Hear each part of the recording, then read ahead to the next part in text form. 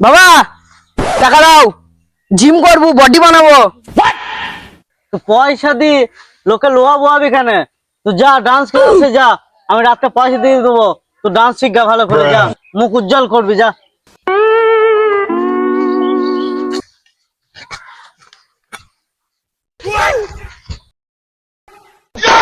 তুই কাকে বলে ঘাস খাচ্ছিস জমিতে?